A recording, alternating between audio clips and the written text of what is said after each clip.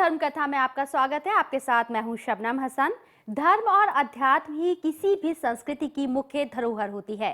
भारत में अनेक रूहानी आत्माओं ने जन्म लिया जिन्होंने मजहब और जाति से ऊपर उठकर मानवता की सेवा की। आज के धर्म कथा कार्यक्रम में हम बात करेंगे सूफी मत के एक ऐसी हस्ती हजरत निजामुद्दीन की जिन्होंने दुनिया को रूहानियत का ज्ञान दिया।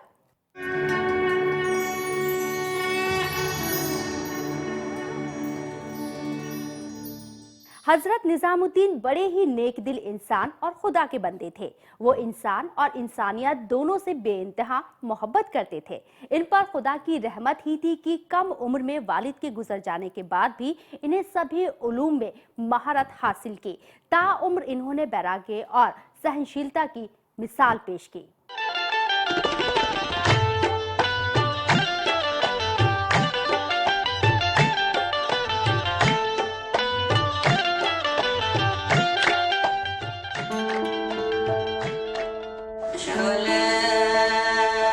हजरत निजामुद्दीन औलिया ने अपनी जिंदगी में किसी भी लम्हे में खुद को खुदा से जुदा नहीं किया।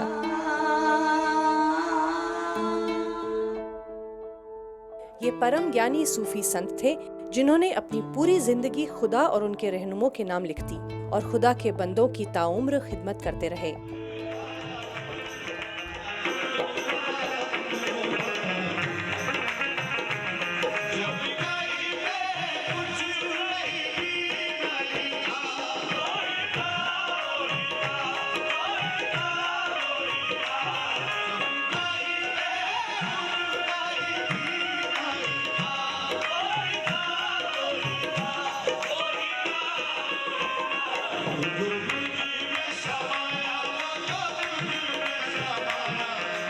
दक्षिणी दिल्ली स्थित हजरत निजामुद्दीन औलिया का मकबरा सूफी काल की पवित्र दरगाह है। यहाँ सभी उम्र और धर्म के लोग अपनी खाली झोलियाँ फैलाकर आते हैं और मुरादें पूरी कर यहाँ से जाते हैं। इनका लोगों को फायदा पहुँचाने का शौक बयां से बाहर था। ऐसे लोग आते हैं कि जो अपनी मुरादें लेके आते हैं, जो ना डॉक्टरों से, हकीमों से, हर चीज़ से जो है बिल्कुल ख़त्म हो जाते हैं और उनको उम्मीद नहीं होती। तो इनको फिर ये बाबा निजामुद्दीन औलिया साहब की चौखट नज़र आती है। यानी कि बुजुर्ग की चौखट एक ऐसी चौखट है कि अल्लाह ताला आपकी दुआ से वो सारी दुआ कबूल कर लेता है।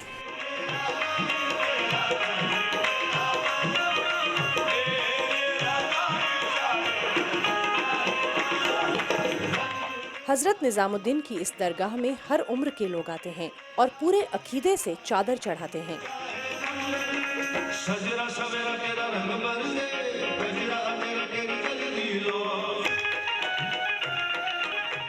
अल्लाह ताला से दुआ मांगते हैं और खुदा से शांति मांगते हैं। इबादत की सूफी परंपरा से धार्मिक गायन और संगीत का अटूट रिश्ता है।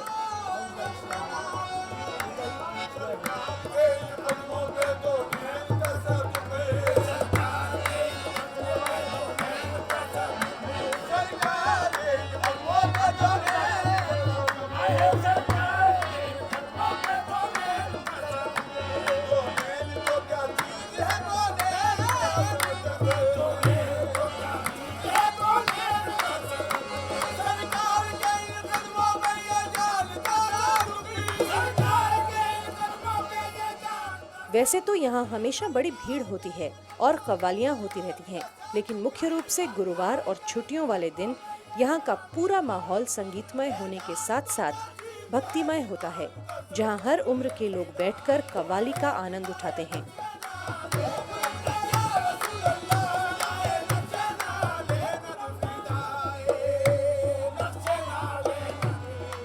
यहाँ पे कवाली होती है शाम को, इसलिए कवाली सुनने आए थे। मतलब इट्स नाइस फीलिंग, यहाँ पे आके सारा दुख तकलीफें थोड़ी देर के लिए भूल जाते हैं। माहौल अच्छा है, मतलब सबके साथ, मतलब वी फील कि हम सब एक साथ हैं, we pray together, so it's a nice feeling all together. यहाँ आने वाले बंदे दरगाह में सजदा करते हैं और खुदा से अपने और अपने परिवारजनों की खुशहाली के लिए दुआएं मांगते हैं।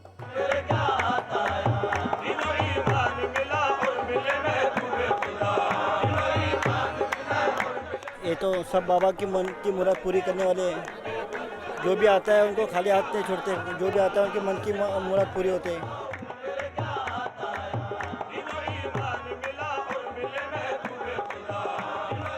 ऐसी मान्यता है कि बाबा हजरत निजामुद्दीन औलिया यहाँ आने वाले हर बंदे की झोली खुशियों से भर देते हैं।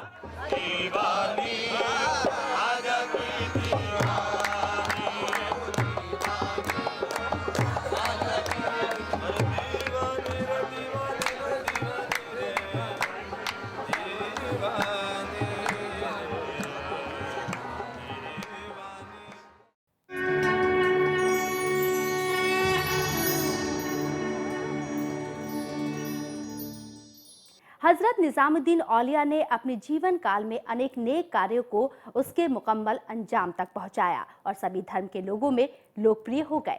हम आपको हजरत ख्वाजा निजामुद्दीन के जीवन के कुछ पहलुओं के बारे में बताते हैं।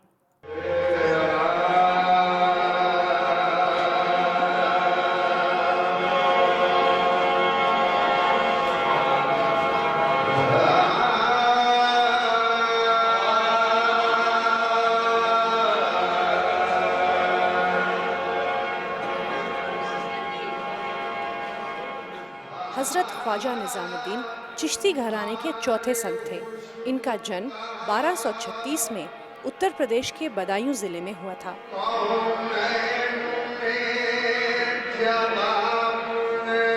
हजरत जब 5 साल के थे तब उनके पिता अहमद बदायनी की बीमारी की वजह से मृत्यु हो गई। इसके बाद माँ बीबी जुलेखा के साथ वो दिल्ली आ गए, जहाँ इनकी वालिदा ने इनका दाखिला मदरसे में करवा दिया।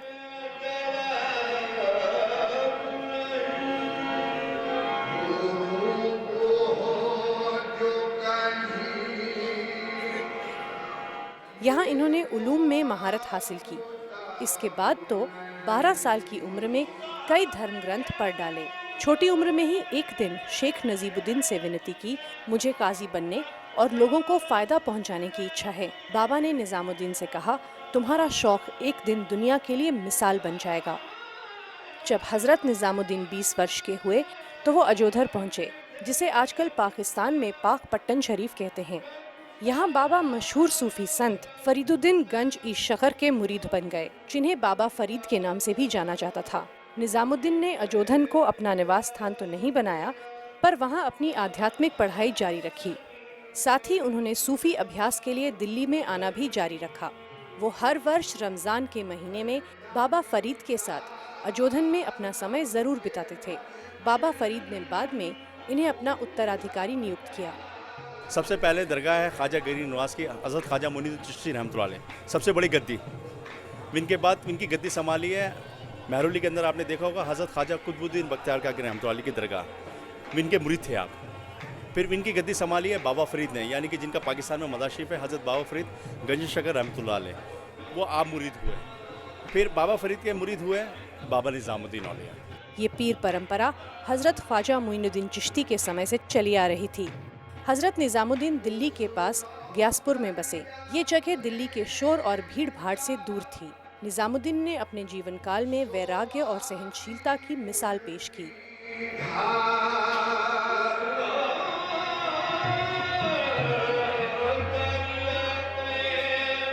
उनके लिए जियारत का मतलब एकांत में वास करना या सन्यासी बनना नहीं था, बल्कि समाज में ही रहकर लोगों की तकलीफों का हल ढूंढना था। हजरत चाहते थे कि आम इंसान के अंदर इतनी रूहानियत जरूर रहे कि वो अपने ईश्वर और दूसरे इंसानों से आसानी से जुड़ सके। हजरत ने ग्यासपुर में अपना एक खंकाह बनाया, जहाँ पर विभिन्न समुदाय के लोगों को खाना खिलाया जाता था। खंकाह एक ऐसी जगह बन गई थी जहाँ वो सभी जरूरतमंद, चाहे अमीर हों या गरीब, सबको भोजन कराते थे। यहाँ हमेशा भीड़ जमा रहती थी। ये सभी लोगों के खाना खाने के बाद सबसे आखिर में खुद खाया करते थे। अपनी सारी उम्र में कभी भी इन्होंने बेहतरीन खाना नहीं खाया। आमतौर पर ये जौ की रोटी और उबली हुई सब्जी खाया करते थे। तल्ख सर्दियों में वो अपने अल्लाह ताला से उनके बंदों के लिए रहम और करम की इल्तिजा करते हुए कहा करते थे, या अल्लाह, इतनी सख्त सर्दी है, गरीब लोग तेरे अजीज बंदे किस तरह सहन कर रहे होंगे। निजामुद्दीन नेक दिल सूफी संत और अल्लाह के बंदे थे। मैं बांग्लादेश से हूँ, इधर ज़ियारत के लिए भी आया हूँ और थोड़ा घूमने के लिए भी आया हूँ। अल्लाह का बहुत प्यारा बंदा था, वो अवलिया था, तो बहुत बड़ा बंदा था, इसलिए हम लोग इधर ज़ियारत के लिए आए। सब खैरियत रहे, सब अच्छा हो जाए, अच्छे रहे, अच्छे से मेरा धंधा चले।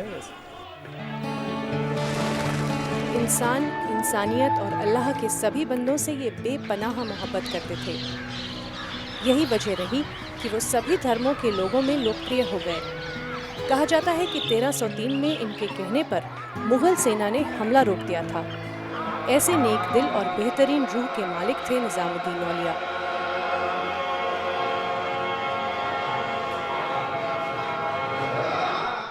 अब वक्त हो गया है एक छोटे से ब्रेक का। ब्रेक के बाद हम आपको हजरत निजामुद्दीन से जुड़ी और भी कुछ खास और रहस्य तथ्य बताएंगे, तो कहीं मत जाइएगा, बने रहिए हमारे साथ धर्म कथा में।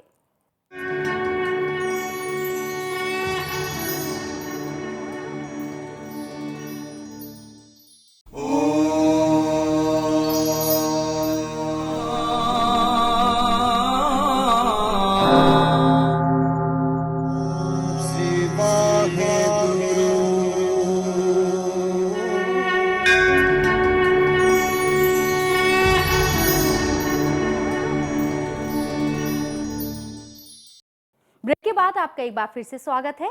हजरत निजामुद्दीन खुदा के बड़े ही नेक दिल बंदे थे। उन्होंने बिना किसी स्वार्थ के लोगों को इंसानियत का ज्ञान दिया। इतना ही नहीं, लोगों की परेशानियों को हल भी किया। इस महान सूफी संत ने पूरी दुनिया में एक अनोखी मिसाल भी पैदा की, जिसके आगे लोग आज भी सजदा करते हैं।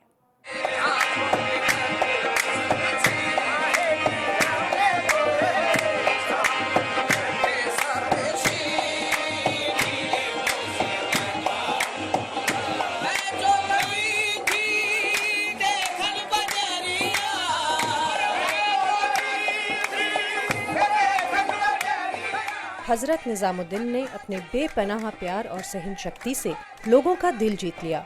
इन्होंने इंसान को इंसान से मोहब्बत करना सिखाया।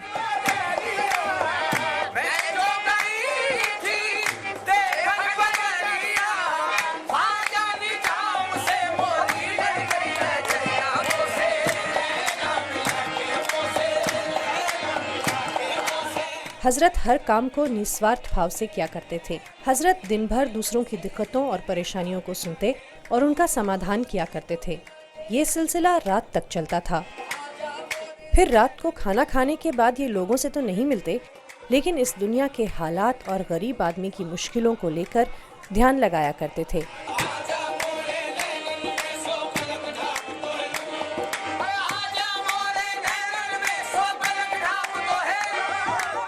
इनके विषय में कहा जाता है कि उन्होंने दिल्ली के 7 सुल्तानों का शासन देखा था, लेकिन कभी किसी के दरबार में नहीं गए और न ही सुल्तान को अपने यहाँ आने देते।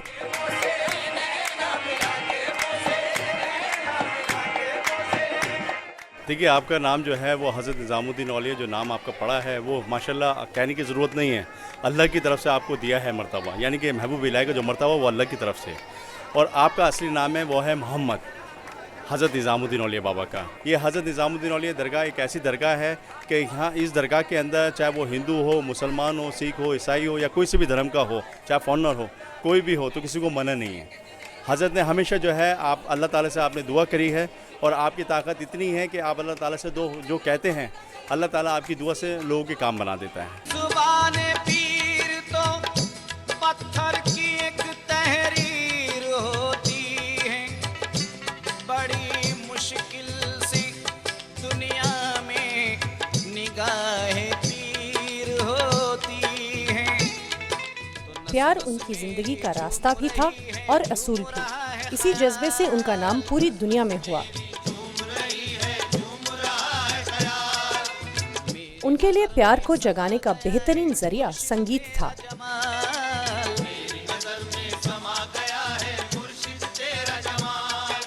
चश्मे करम कुछ ऐसी हुई मैं, चश्मे करम कुछ ऐसी हुई मैं, बन गया अहले कमाल। हजरत मानते थे कि जो खुदा से प्यार करेगा उसे इंसानियत से भी इश्क होगा। यहाँ दरगाह में आने वाले सभी भक्तों की सारी मनोकामनाएं पूरी होती हैं। तो वली अल्लाह है, अल्लाह तबारक तआला इनके नेक दोस्त हो, जो भी आदमी आता है उनको खाली हाथ से होने कभी उनकी जो भी मन की मुरादें हैं वो पूरी करते हैं।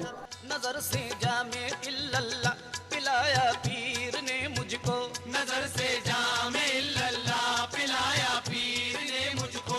जी हम इस दरगाह में दुआ मांगने के लिए आते हैं, मतलब अच्छा लगता है, बहुत ही अच्छा लगता है हमें। निजामुद्दीन साहब हमें बुलाते हैं, मतलब इस तरह से हम आते हैं यहाँ पर, हमारा दिल लगता है यहाँ पर। मुसलमान भाई लोग हैं हमारे, सबकी दुआ कबूल करें।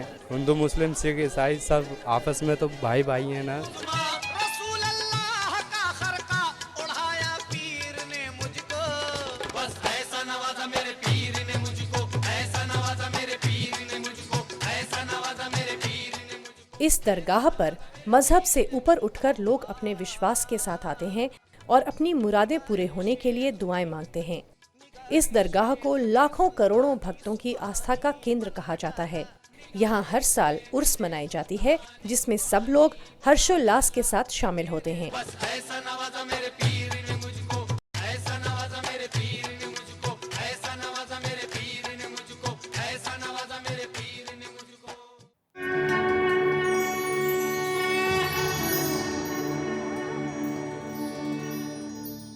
हजरत निजामुद्दीन को दिल्ली का संरक्षक संत कहा जाता है। इन्होंने अपनी पूरी जिंदगी खुदा और उनके बंदों के नाम कर दी और खुदा का रहनुमा बनकर अपनी पूरी जिंदगी गुजार दी। यही वजह रही कि इन्हें मानने वाले ना सिर्फ हिंदू बल्कि सभी धर्म के लोग हुए। और इस नेक दिल इंसान के शिष्य तो अनेक हुए, लेकिन इनके शिष्यों में अमीर खुसरो का नाम सबसे पहले आता है।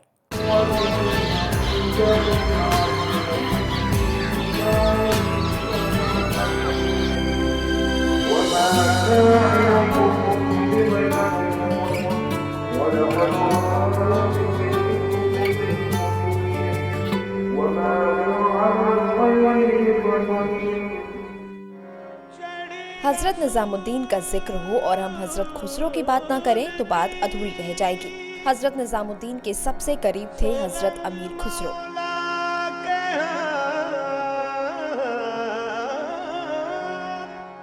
कई भाषाओं के जानकार, फारसी और हिंदी के महान शायर, कवि, लेखक, विचारक अमीर खुसरो।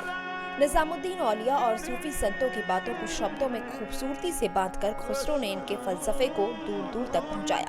हजरत निजामुद्दीन को दिल्ली का संरक्षक संत कहा जाता है। इस मायने में उनके शिष्य अमीर खुसरो को उत्तर भारत का अजीम शायर कहना चाहिए। हजरत भी उनके अपने वक्त में उन्हें तूतिए हिंद यानी हिंदुस्तान का तोता बुलाते थे।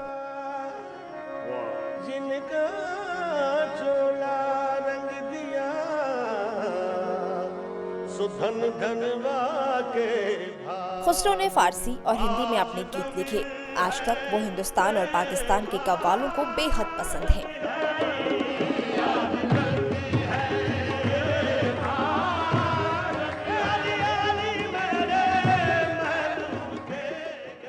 अमीर खुसरो सचमुच बहुत प्यारे शख्स थे। वो दिल्ली के कई सुल्तानों के दरबारी कवि थे। इसके साथ ही निजामुद्दीन औलिया के भी बेहद चहेते थे। फारसी में उनकी लिखी एक रुबाई सूफी उस्ताद के लिए उनकी चाहत को दिखाती है। मन तू शुदम तू मनशुदी, मन जान शुदम तू तनशुदी, ता नागुयाद कसी पास अजीम मन दीगरम ओ तू दीगरी। यानी मैं तू हो गया हूँ, तू हो गया है मैं जान बन गया हूँ, तू बन गया है शरीर। अब से कोई न कह सके कि मैं और हूँ और तू कोई और। हज़रत ख्वाजा अमीर खुसरो रहमतुल्लाह का जो मर्तबा है वो हज़रत बाबा निज़ामुद्दीन औली साहब से है। क्यों बाबा निज़ामुद्दीन औली साहब से क्यों मर्तबा है कि बाबा निज़ामुद्दीन साहब के आप शिष्य थे, बाबा अमीर खुसरो, और बाबा निज़ामुद्दीन औली साहब पीर थे। तो आपका इतना मर्तबा था कि क्या कि समझ लीजिए कि क्या से कि हमारे मुसलमानों के अंदर ख़ास तौर से मदाशिब के अंदर कि जैसे एक जनाजे को दफन करते हैं, मतलब रखते हैं, तो वाकई में बाबा निज़ामुद्दीन औली चाहते हज़रत अमीर खुसरो को अपने मदाशिब के अंदर आपको रख लेते, मगर ये अल्लाह की तरफ से नहीं था। क्यों? आप इतनी मोहब्बत करते थे आप। और आपने ये भी फरमाया है अपने जीते जी भी और अपने पर्दा जब फरमाया है कि जो भी मेरी बारगाह में आता है, मेरे पास आता है, तो पहले हज़रत अमीर खुसरो में हाज़िरी दे, फिर मेरे पास आए। बताया जाता है कि निजामुद्दीन औलिया का जब अंतिम वक्त आया तो उन्होंने जानबूझकर खुसरो को खुद से दूर किसी काम पर भेज दिया। काम भी ऐसा बताया कि जब खुसरो लौटे तो लगभग 6 महीने बीत चुके थे। तब उनके मजार के पास बैठकर खुसरो ने अपना आखिरी शेर लिखा।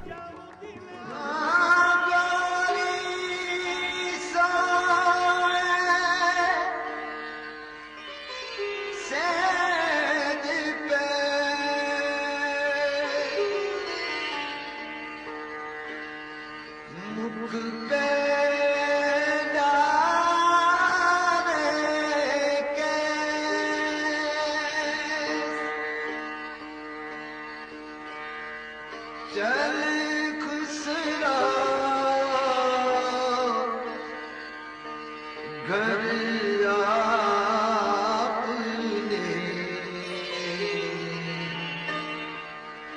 सांझ भई चौदी। इसी शेर को लिखकर खुसरो ने भी ये संसार छोड़ दिया। उनकी दोस्ती की चर्चा आज भी फिजाओं में चारों तरफ गूंजती है।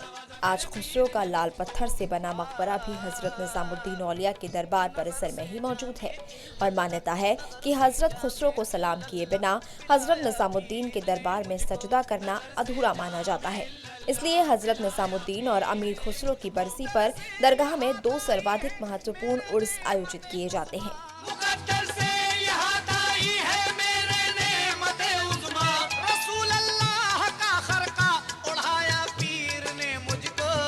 बस ऐसा नवाजा मेरे पीर ने मुझको, ऐसा नवाजा मेरे पीर ने मुझको, ऐसा नवाजा मेरे पीर ने मुझको, ऐसा नवाजा मेरे पीर ने मुझको।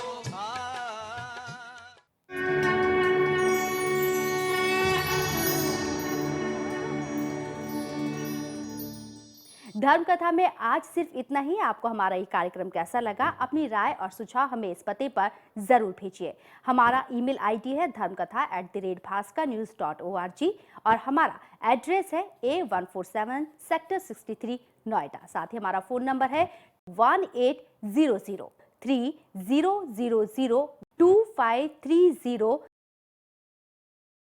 अगले एपिसोड में हम फिर आएंगे कुछ और रोचक रहस्यमय कथाएं लेकर। तब तक के लिए मुझे दीजिए इजाजत। नमस्कार।